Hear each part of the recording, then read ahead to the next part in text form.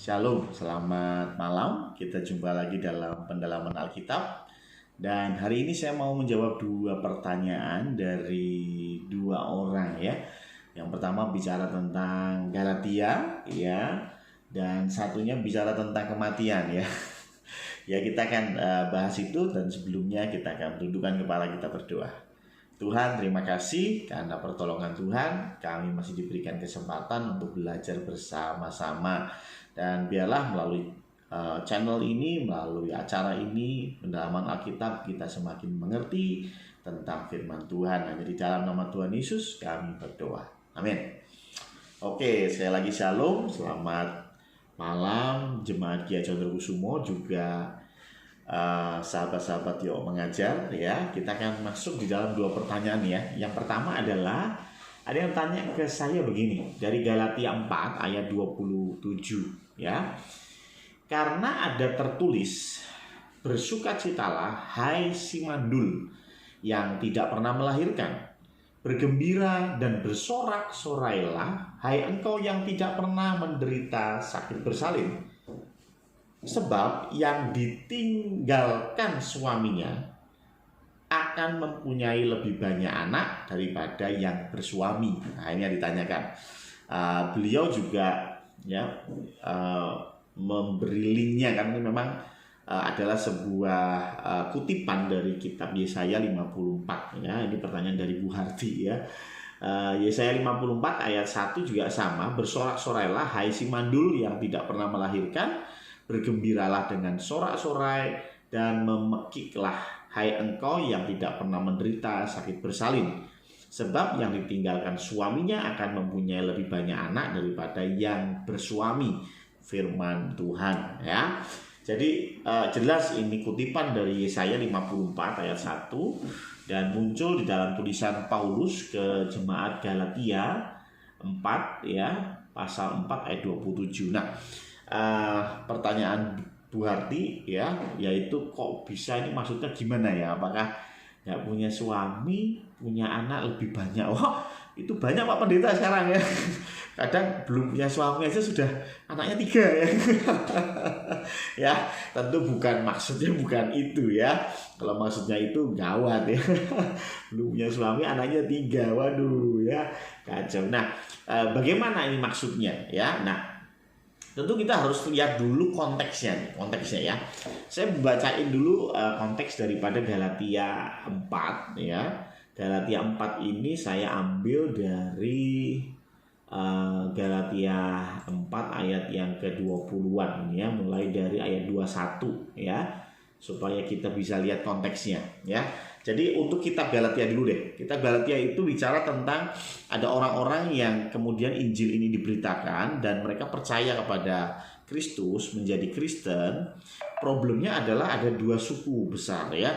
Satu adalah dari orang-orang Yahudi ya, dan satunya lagi adalah orang-orang non-Yahudi. Nah, problem mulai muncul di sini. Kenapa? Karena orang-orang Yahudi sudah terbiasa dengan aturan Taurat ya. Nah, orang-orang non-Yahudi tentu mereka baru kenal yang Taurat, bahkan nggak kenal namanya Taurat ya. Sehingga ketika itu terjadi sedikit permasalahan, yaitu ketika orang-orang yang non-Yahudi itu dipaksa untuk melakukan apa yang menjadi ritual orang Yahudi ya. Orang di luar Yahudi harus sunat, orang di luar Yahudi harus makanan halal dan haram. Nah, ini kemudian jadi problem ya. Maka dari itu Paulus mau memberitahu tentang hal ini ya, bahwa orang-orang di luar Yahudi yang nggak harus ikut aturan Yahudi. Anda yang Yahudi mau ikut aturan terus, monggo silahkan, tapi itu nggak mempengaruhi keselamatan ya. Anda orang Yahudi mau terus sunat, boleh sunat terus. Mau terus makan makanan halal, nggak mau makan babi dan lain sebagainya, atau biasa disebut kosher, ya silahkan, boleh, nggak apa-apa ya. Tapi itu tidak mempengaruhi keselamatan, intinya begitu. Jadi artinya orang Yunani, orang Romawi yang mereka tidak bersunat, ya tetap selamat, nggak ada hubungannya. Ya, mereka yang makan makanan haram ya, yang harum ya, itu juga ya tetap selamat, karena memang keselamatan tidak datang dari cara makan kita. Keselamatan tidak datang dari cara kita berpakaian ya, keselamatan datang daripada iman. Intinya sih seperti itu gitu ya. Nah, karena itu coba kita lihat di konteks lebih runcing lagi di dalam Galatia 4 ayat 21 ya. Dan seterusnya. Katakanlah kepadaku, hai kamu yang mau hidup di bawah hukum Taurat. Ya, jadi ada beberapa orang yang pengen hidup di bawah hukum Taurat. Yes, ngomonglah sama saya. Tidakkah kamu mendengarkan hukum Taurat? Bukankah ada tertulis bahwa Abraham mempunyai 2 anak, seorang dari perempuan yang menjadi hambanya dan seorang dari perempuan yang merdeka. Ini bicara tentang kitab Kejadian 16, 17, 18 di mana Abraham punya 2 istri ya. Yang satu Sarah ya, yang kedua adalah Hagar ya. Nah, ini yang disinggung di sini ya. Abraham punya 2 anak, tentu dari 2 istri ya. Tetapi anak dari perempuan yang menjadi hambanya itu, ini bicara Hagar ya, diperanakkan menurut daging ya. Dan anak dari perempuan yang merdeka, ini maksudnya Sarah, itu oleh karena janji. Jadi memang Abraham punya 2 anak. Yang satu Ismail dari perempuan yang disebut hamba. Berarti ini diperanak menurut daging ya. Tetapi untuk yang Sarah ini punya anak menurut janji, karena Tuhan menjanjikan anak kepada Abraham melalui Sarah ya. Jadi ada anak yang dari daging dan anak yang dari janji. Ayat 24, ini adalah suatu kiasan, sebab kedua perempuan itu adalah 2 ketentuan Allah. Yang satu berasal dari Gunung Sinai, ini Hagar ya, karena Gunung Sinai nama lainnya adalah Gunung Hagar ya, orang Arab ya, dan melahirkan anak-anak perhambaan, itulah Hagar, anak-anak perhambaan.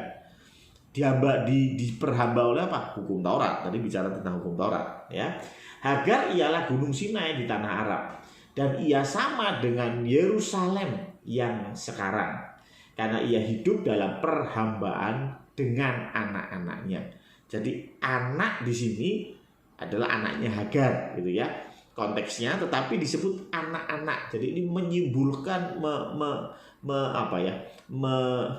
memberikan kiasan bahwa ini adalah anak-anak orang Yahudi sekarang gitu ya, yang diperhamba oleh hukum Taurat. Nah, makanya disebut kan, dan ia sama dengan Yerusalem yang sekarang. Maksudnya sekarang itu yang ditulis oleh Paulus ya, 2000 tahun yang lalu, di mana di sana banyak orang Yahudi yang masih melakukan hukum Taurat ya. Tetapi Yerusalem surgawi, ya ini bicara bukan Yerusalem yang di Israel, tetapi Yerusalem surgawi adalah perempuan yang merdeka. Ya, jadi Sarah disimbolkan seperti Yerusalem surgawi ya, dan ialah ibu kita. Yerusalem surgawi itu ibu kita gitu ya. Karena ada tertulis, nah ini baru, bersukacitalah hai si mandul yang tidak pernah melahirkan, bergembira dan bersorak-sorailah hai engkau yang tidak pernah menderita sakit bersalin, sebab yang ditinggalkan suaminya akan mempunyai lebih banyak anak daripada yang bersuami. Ya, ini yang ditanyakan ayatnya. Kemudian saya lanjutkan sedikit. Dan kamu saudara-saudara, kamu sama seperti Ishak, adalah anak-anak janji. Kita ini seperti Ishak, anak-anak janji ibu kita Yerusalem surgawi gitu ya. Tetapi seperti dahulu, dia yang diperanakkan menurut daging menganiaya yang diperanakkan menurut roh. Demikian juga sekarang ini. Tetapi apa kata nas kitab suci? Usirlah hamba perempuan itu beserta anaknya, sebab anak hamba perempuan itu tidak akan menjadi ahli waris bersama-sama dengan anak perempuan merdeka. Ya, jadi sekali lagi ini memberi gambaran kalau kita masih menuntut orang-orang non-Yahudi itu turut serta dalam hukum Taurat, ya sama juga dengan anak-anak hamba gitu ya, hambanya hukum Taurat ya. Sedangkan kita ini sebetulnya anak-anak merdeka. Kita ini sudah dilahirkan oleh Sarah, dilahirkan melalui janji tentang keselamatan ya. Kurang lebih begitu. Sehingga konteks ini apa? Anak di sini tentu tidak bicara tentang anak secara lahiriah, ya, tetapi anak di sini bicara tentang anak-anak rohani, ya. Dan anak-anak rohani ini hasil dari penginjilan, hasil dari janji. Nah, kalau kita bicara seperti ini kita harus pahami dulu bahwa orang zaman dulu itu anak itu begitu penting gitu ya. Jadi contohnya ya, Kejadian 20 ayat 17 sampai 18 ya. Lalu Abraham berdoa kepada Allah dan Allah menyembuhkan Abimelek dan istrinya dan budak-budaknya perempuan sehingga mereka melahirkan anak. Jangan bingung, zaman dulu budak boleh digauli ya. Ini ya. Jadi kalau ada ajaran yang mengatakan budak boleh digauli gitu ya, itu memang zaman dulu begitu ya. Makanya nih Abimelek seorang raja punya istri dan punya budak-budak perempuan sehingga mereka melahirkan anak. Yang penting itu anak. Kenapa? Sebab tadinya Tuhan telah menutup kandungan setiap perempuan di istana Abimelek karena Sarah istri Abraham itu. Jadi karena dihukum si Abimelek mengambil istrinya Abraham, makanya kemudian kandungannya ditutup semua. Dan ini jadi masalah karena zaman dulu sekali lagi anak itu penting. Ya, tidak sekedar hubungan seks, tetapi jauh lebih penting adalah anak. Zaman sekarang beda. Zaman sekarang yang penting hubungan seks. Anak kalau bisa jangan jadi gitu ya. Tapi kalau zaman dulu enggak ya.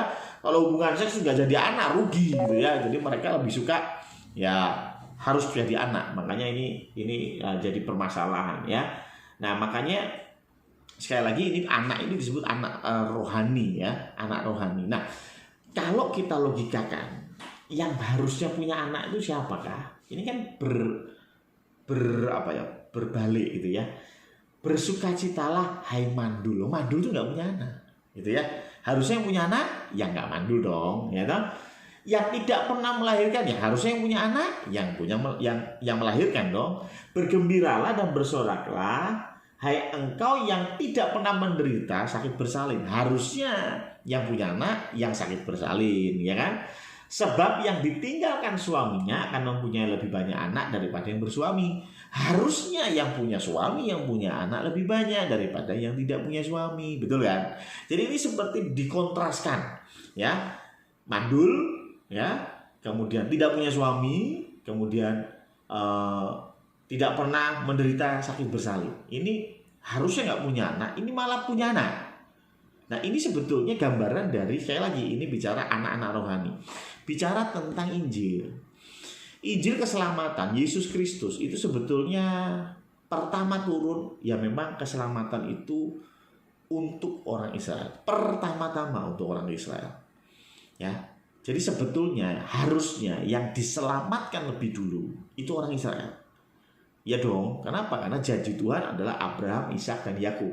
Ya, karena itu Tuhan Yesus beberapa kali di dalam Injil juga dikatakan kamu harus pergi ke orang-orang Israel, ke domba-domba yang hilang dari bangsa Israel, gitu ya. Nah, ini diperkuat lagi di dalam coba saya lihat di dalam Roma 1, ya. Jadi yang pertama-tama memang Injil itu untuk orang Yahudi, ya. Roma 1 ayat 16, sebab aku mempunyai keyakinan yang kokoh dalam Injil, karena Injil adalah kekuatan Allah yang menyelamatkan setiap orang yang percaya. Iya sih, semua orang percaya diselamatkan. Tapi menarik, pertama-tama orang Yahudi, tetapi juga orang Yunani. Jadi pertama-tama orang Yahudi nggak respon, orang Yunani gitu ya. Jadi sebetulnya harusnya yang punya anak rohani banyak, orang Yahudi. Ya, karena apa? Nabi berasal dari sana, Yesus Kristus pun berasal dari sana, janji Tuhan pun kepada Abraham, Ishak dan Yakub. Jadi lebih kuat sebetulnya karena orang Yahudi yang memang dikasih privilege oleh Tuhan, ya. Gampangannya yang punya anak tuh harusnya yang punya suami. Ya iya dong, ya. Yang punya anak tuh harusnya yang tidak mandul. Kan begitu toh? Ya. Tetapi rupanya orang Yahudi ini ya oke lah, dia bisa punya anak, tapi juga ada orang Yunani gitu loh. Orang Yunani yang tanda kutip nggak punya suami, tanda kutip mereka mereka mandul ya. Artinya agama-agama sebelum mereka Yunani ya tentu mandul, dalam arti kata tidak punya nilai rohani di situ. Mereka menyembah dewa-dewa. Tetapi ketika keselamatan itu datang kepada orang Yunani, maka mereka yang mandul, orang Yunani mandul, mereka bisa punya anak. Ya. Mereka yang mandul bisa punya anak. Mereka yang tidak punya suami, ya. bisa punya anak. Nah, ini konteksnya sekali lagi anak rohani. Ya, toh? Bisa juga ada yang menafsirkan ini bicara tentang keselamatan, hasil ya. Anak itu kan hasil ya, keselamatan. Jadi orang Yahudi dan Yunani sama-sama punya kemungkinan yang sama untuk punya anak ya. Walaupun sekali lagi janji datang kepada orang Yahudi ya. Tanda kutip suami itu orang Yahudi punya ya.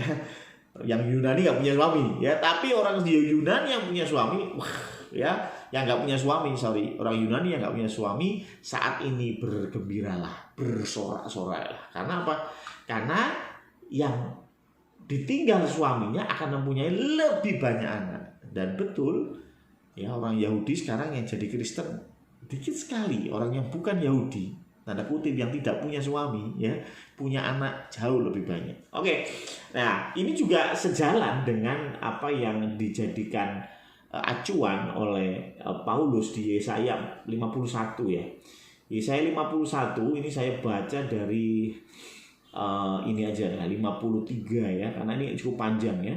Tapi konsepnya sama, ini kita bandingkan. Ini bicara tentang Mesias ya. Yesaya 53 nih. Siapakah yang percaya kepada berita yang kami dengar, dan kepada siapakah tangan kekuasaan Tuhan dinyatakan? Sebagai taruk ia tumbuh di hadapan Tuhan, dan sebagai tunas dari tanah kering ya. Ia tidak tampan dan semaraknya pun tidak ada sehingga kita memandang dia, dan rupa pun tidak sehingga kita menginginkannya. Ia dihina dan dihindari orang. Ini bicara tentang Mesias, Tuhan Yesus ya.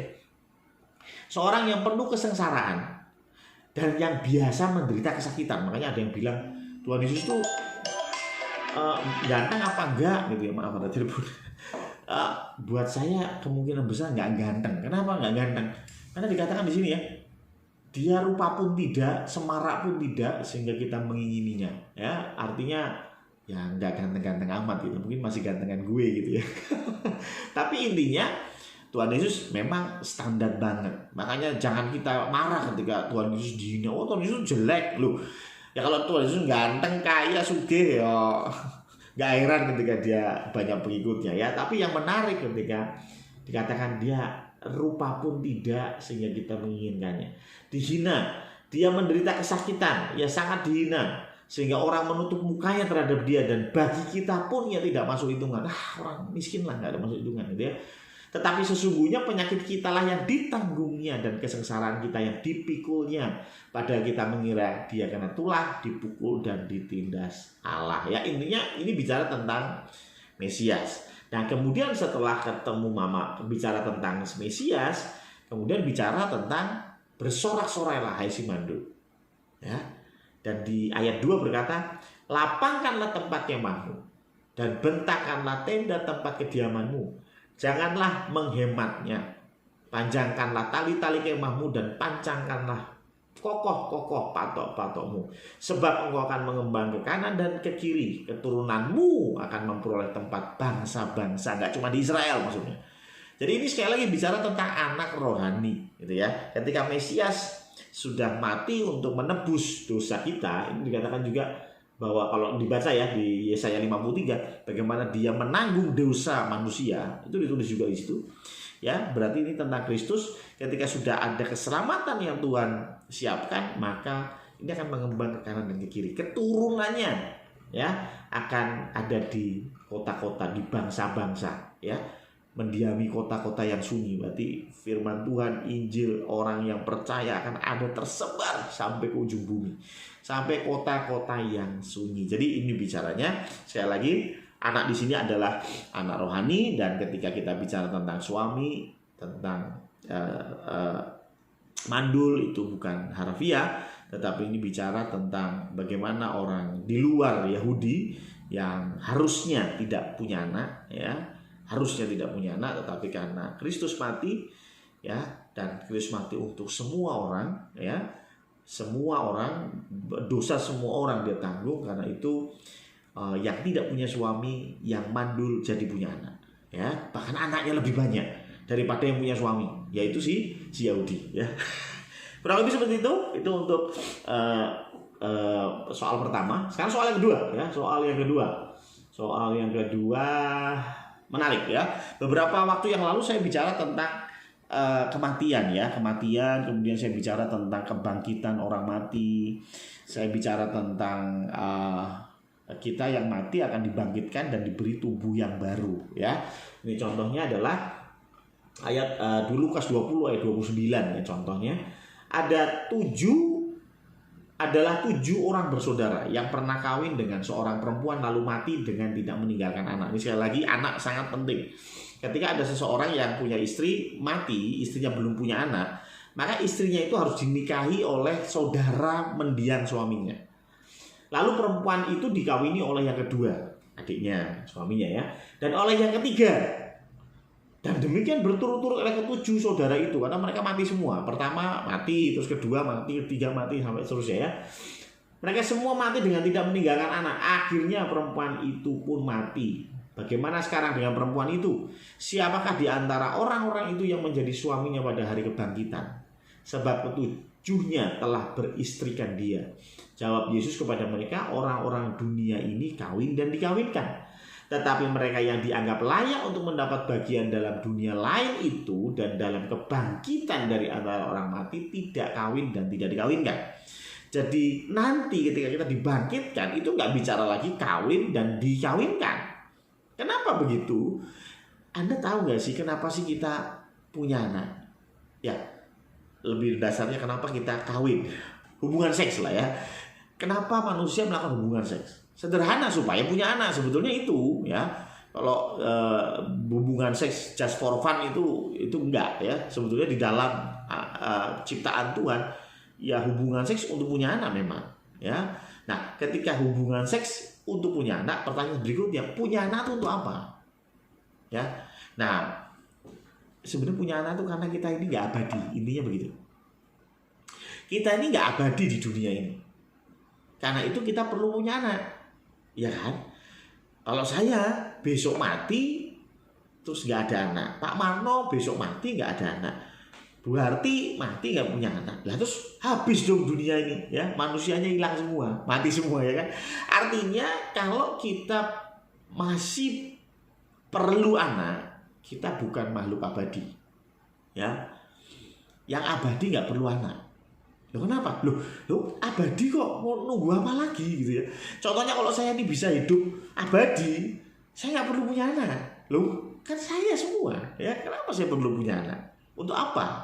Ya, itulah mengapa sapi, kambing dan sebagainya secara alami mereka berkembang biak. Ya karena mereka ya harus meneruskan genetik mereka. Ya, mereka harus meneruskan spesies mereka. Kalau enggak musnah tuh ya. Jadi sekali lagi kita perlu punya anak karena kita nggak abadi. Dan untuk punya anak kita perlu kawin. Ya, hubungan seks. Nah, di surga nanti kita tuh nggak bakal mati, ya. Setelah kita di surga, masuk surga itu untuk selamanya. Kalau Anda masuk neraka, ya neraka pun selamanya. Artinya apa? Tidak perlu lagi anak. Tidak perlu anak, berarti tidak perlu lagi kawin dan dikawinkan. Jadi nggak ada lagi seks di surga, ya. Nggak ada seks. Buat apa? Oh, seks itu kan buat punya anak, gitu ya. Jadi sekali lagi tidak ada. Jadi di dunia ini memang kawin dan dikawinkan, tapi nanti tidak kawin dan tidak dikawinkan. 36. Sebab mereka tidak dapat mati lagi. Ya kan? Ini alasannya. Kenapa sih nggak kawin dan tidak dikawinkan? Ya karena tidak dapat mati lagi. Kita yang sekarang bisa mati, kita perlu anak. Ya. Kenapa? Nah kalau nanti saya mati, warisan saya kasih siapa? Ya. Kalau saya mati saya nggak punya anak, terus yang ngubur saya siapa? Kan begitu. Ya. Cuma kalau kita nggak bakal mati ya nggak perlu anak. Ya. Mereka sama seperti malaikat-malaikat. Jadi mereka yang dibangkitkan ini sama seperti malaikat-malaikat dan mereka adalah anak-anak Allah. Disebut anak-anak Allah. Ya. Karena mereka telah dibangkitkan. Ya, jadi sekali lagi yang dibangkitkan orang-orang percaya, gitu ya. Nah, bahkan di 1 Korintus 15 itu detail sekali ya. 1 Korintus 15 itu panjang tuh ya. 1 Korintus 15 itu panjang sekali bicara tentang kebangkitan orang mati. Ya, mulai dari ayat 13 kayaknya. Ya, kalau tidak ada kebangkitan orang mati, maka Kristus juga tidak dibangkitkan. Jadi Kristus dibangkitkan itu sebagai contoh, sebagai yang sulung daripada kita nanti akan dibangkitkan. Dan kita ada pertanyaan juga kemudian, terus kita dibangkitkan terus pakai tubuh apa gitu ya? Ya, ini ada ya kalau nggak salah ayat 30-an ya. Ya, 35 nih ya. Ini nih. Tetapi 35. Tetapi dengan tubuh. Tetapi mungkin ada orang yang bertanya, bagaimana orang mati dibangkitkan? Dan dengan tubuh apakah mereka akan datang kembali? Ya. Nah, kalau sudah mati, sudah tulang belulang, ya, terus kita dibangkitkan terus kayak apa? Jangan-jangan nanti kita kayak Brooks ya, yang di One Piece ya. Tulang belulang bisa jalan-jalan gitu ya. Ya tentu itu hanya di One Piece saja ya, nggak mungkin ya. Jadi terus pakai apa? Nah, ayat 36. Hai orang bodoh, apa yang kau sendiri taburkan tidak akan tumbuh dan hidup kalau ia tidak mati dulu. Ya. Dan yang kau taburkan bukanlah tubuh tanaman yang akan tumbuh, tetapi biji yang tidak berkulit, umpamanya biji gandum atau biji lain. Tetapi Allah memberikan kepadanya suatu tubuh. Nah, jadi ada pemberian baru suatu tubuh seperti yang dikehendakinya, seperti yang dikehendaki Allah. Allah memberikan kepada tiap-tiap biji tubuhnya sendiri. Bukan semua daging sama. Daging manusia lain daripada daging binatang, lain daripada daging burung, lain daripada daging ikan. Ada tubuh surgawi dan ada tubuh duniawi. Tetapi kemuliaan tubuh surgawi lain daripada kemuliaan tubuh duniawi. Intinya kita akan menerima tubuh baru yang disebut dengan tubuh kemuliaan. Ya, saya yakin kita semua udah paham. Cuma pertanyaan yang menarik begini. Ada satu ayat juga di dalam Kisah para Rasul 24 ayat 15. Ya, itu yang jadi pertanyaannya. Dikatakan begini, aku menaruh pengharapan kepada Allah sama seperti mereka juga bahwa akan ada kebangkitan semua orang mati. Kebangkitan semua orang mati, baik orang-orang yang benar maupun orang-orang yang tidak benar. Ya. Jadi iman Kristen kita nggak hanya bicara kebangkitan orang mati itu bicara hanya orang yang benar. Tetapi kebangkitan orang mati adalah orang yang benar maupun orang yang tidak benar.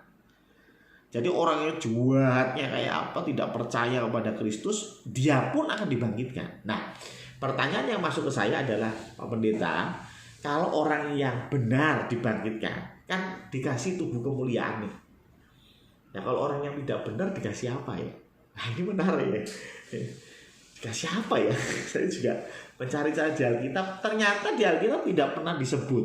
Ya, orang yang tidak benar itu ketika dibangkitkan dia akan dikasih tubuh apaan kita nggak tahu. Ya, nah yang jelas kalau orang benar, orang percaya tadi saya sudah kasih ayatnya beberapa itu dikasih tubuh kemuliaan, gitu ya, karena mereka anak-anak Allah, gitu ya. Cuman bagaimana dengan orang yang tidak benar? Karena jelas mereka dibangkitkan juga, gitu ya. Jelas mereka dibangkitkan juga. Memang di Alkitab tidak pernah ditulis itu tubuhnya seperti apa. Yang tidak benar, sekali lagi yang tidak benar. Yang benar jelas udah nggak usah dipertanyakan.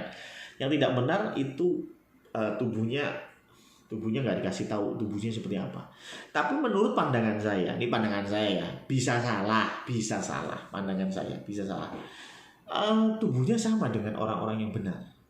Loh, kok begitu? Enak sekali dong, tubuhnya sama dengan orang-orang yang benar, ya. Begini, untuk apa sih orang-orang ini dibangkitkan? Kalau kita baca di Alkitab lebih teliti, akan ada penghakiman terakhir, ya, di 1 Korintus 15 itu dijelaskan. Ketika kita dibangkitkan, maka kita dibangkitkan ini akan menghadapi pengadilan terakhir. Saya kasih contoh, ya. Bukan saya kasih contoh ya, ini alurnya ya. Contohnya saya. Misal saya mati saat ini, ya. Ketika saya mati, maka tubuh saya akan dikubur atau dikremasi atau whatever, terserahlah ya, terserah yang hidup ngurusin tubuh saya mau diapain ya. Lah roh saya ini akan langsung menuju ke surga atau langsung menuju ke neraka. Ya, karena masih ingat Lazarus dengan orang kaya ya, saya pernah bikin videonya ya, cari aja di PA ya. Jadi roh saya akan langsung ke surga atau langsung ke neraka. Ya, menurut iman saya, roh saya akan langsung masuk surga karena saya percaya Tuhan Yesus Kristus. Ya, nah, ketika itu saya sudah menikmati surga belum? Sudah, saya sudah menikmati surga. Ya, karena dikatakan Lazarus berada di pangkuan Abraham. Ya, sedangkan si orang kaya itu, sudah menderita. ya. Dia sudah menderita kenapa? Karena dia sudah kepanasan, dia minta air kepada Lazarus, ya. Nah, jadi artinya di surga sudah menikmati, di neraka sudah menderita, gitu ya. Nah, terus untuk apa ini dibangkitkan? Ya, dibangkitkan untuk penghakiman. Nah, setelah penghakiman baru diputuskan ini masuk surga atau masuk neraka. Loh, kan sudah, Pak. Kan ketika saya mati tadi kan saya langsung ke surga. Ngapain ada pengadilan lagi? Ini bentuk dari keadilan Tuhan. Ya. Contoh, ada pejabat OTT, ya. Korupsi, ya toh. OTT korupsi. Kan habis OTT langsung dimasukin ke sel kan? Masukin ke bui kan. Pertanyaannya, perlu pengadilan? Ya tetap perlu. Ya, masa udah langsung masuk penjara gitu aja? Ya enggak lah, tetap ada pengadilan toh. Ya tetap diproses. Nanti setelah pengadilan nanti memutuskan ini dia berapa hukumannya. 10 tahun ya, potong masa tahanan. Nah, kan begitu ya. Tapi pengadilan diperlukan untuk membuktikan keadilan Allah. Jadi kalau saya ini masuk surga, ya nanti tetap diadili. Loh kan sudah tahu udah masuk surga. Ya pasti sudah tahu, Tuhan sudah tahu kalau saya pasti masuk surga. Cuman untuk keadilan Allah, saya harus diadili. Begitu juga orang yang tidak percaya. Mereka sudah disiksa di neraka, tapi begitu tubuhnya dibangkitkan, tubuh dengan rohnya dikembalikan menjadi satu, maka dia akan diadili. Sama, dia akan diadili dan akan ditentukan dia masuk neraka. Pasti masuk neraka lah ya, nggak mungkin pindah. Kalau udah masuk neraka sekali udah OTT gitu lah gampang ya. Udah OTT nggak mungkin lepas ya, pasti masuk bui ya. Cuman masalahnya demi keadilan harus ada pengadilan. Nah, lalu untuk apa tubuh ini dan mengapa saya bilang bahwa tubuh ini sama antara yang percaya dan tidak percaya? Ini kalau ini statement saya ya. Karena apa? Karena begini. Untuk apa sih Tuhan susah-susah membuat tubuh yang baru untuk kita orang percaya? Saya kira ini untuk apa? Untuk kita bisa menikmati surga lebih sempurna lagi. Ya toh? Saya kasih contoh begini ya. Yang nikmat agak susah ya. Yang nikmat agak susah. Tapi yang menderita aja. Yang menderita itu sama ya. Menderita juga sama. Rohnya sudah menderita. Tapi begitu dia digabung dengan tubuh dan dimasukkan lagi ke penjara sampai ke neraka, maka penderitaannya akan berlipat-lipat. Loh kok bisa? Karena tadinya yang disiksa hanya rohnya. Ketika tubuhnya digabung dengan rohnya, dua-duanya masuk ke neraka, disiksa. Artinya apa? Penyiksaan setelah penghakiman jauh lebih hebat. Tetapi jangan salah, kenikmatan di surga setelah penghakiman juga jauh lebih nikmat. Gitu ya. Persekutuan dengan Tuhan hanya roh saja. Dengan roh dan tubuh ini memuji dan menyembah Tuhan beda, gitu ya. Saya kasih contoh begini. Pernah kesandung dan jatuh nggak? Lagi jalan kesandung jatuh, gitu ya. Pernah ya, saya juga pernah. Nah, ketika kesandung dan jatuh dan tidak ada orang yang lihat, sakit nggak? Sakit. Tapi akan jauh lebih sakit ketika saya jalan dan kesandung dan jatuh di depan 50 orang yang menertawakan saya. Betul ya? Kenapa lebih sakit? Ya karena kalau kesandung sendirian, gak ada yang lihat, ya paling cuman batuke benjol gitu aja ya. Tapi kalau dilihat 50 orang, bahkan ada yang ngerekam saya jatuh, kemudian diposting di YouTube, aduh malunya setengah mati. Betul ya? Sakitnya nggak seberapa guys ya, benjolnya nggak seberapa, malunya gitu ya. Nah ini seperti inilah penyiksaan ya. Kalau penyiksaan roh itu ya rohnya doang, tapi begitu perasaannya ada ya, tubuhnya juga ikut disiksa, ini akan jauh lebih tersiksa. Seperti kasus saya jatuh tadi ya, saya jatuh nggak ada yang lihat, dengan saya jatuh dengan orang banyak lihat, semua rekam video, waduh itu semakin menyakitkan gitu ya, isinya ya, malunya itu ya nggak kuat ya. Jadi ini yang jadi alasan saya kenapa tubuhnya sama ya, karena sama-sama diberi tubuh yang baru, di mana tubuh baru itu satu, tubuh baru ini tidak bisa beradaptasi ya. Perlu dipahami ya, manusia ini punya kemampuan yang luar biasa namanya adaptasi. Ya, saya nggak habis pikir kalau kita punya tubuh yang bisa beradaptasi. Ketika kita sampai di surga, waduh pasti senang sekali. Tapi setelah 10 tahun di surga, kita akan merasa bosan. Karena kita sudah beradaptasi gitu ya. Ya gini lagi, bener nggak? Ya karena apa? Karena kita masih pakai tubuh yang lama ya. Karena itu Tuhan kasih tubuh yang baru yang tidak bisa beradaptasi. Ya, hal yang sama juga coba kalau kita lihat tukang, maaf ya tidak merendahkan, tetapi saya mau kasih tahu tukang sampah itu, ya pemulung, dia ngorok-ngorok sampah itu ditanyain bau enggak, kenapa ya udah terbiasa gitu ya. Hal yang sama mungkin tersiksa juga di neraka. Kalau kita pertama kali ke neraka, serem banget ya, tersiksa. 10 tahun kemudian Anda di neraka biasa aja gitu ya. Oh saya disiksa, oke lah gitu kan. Ya lucu dong ya. Maka dari itu tubuhnya harus tubuh yang tidak bisa beradaptasi ya. Sehingga cubitan pertama, siksaan pertama akan terasa sama dari pertama sampai selamanya. Ya, kenikmatan bersama Tuhan di surga akan terasa sama hari pertama sampai hari selamanya di surga. Ya, jadi satu itu. Yang kedua, tubuh ini nggak bisa mati. Pasti sama. Di surga juga tubuhnya nggak bisa mati. Di neraka juga dong. Nah kalau tubuhnya di neraka bisa mati, disiksa, masukin ke api neraka 5 menit gosong mati, selesai dong. Berarti nggak selamanya dong.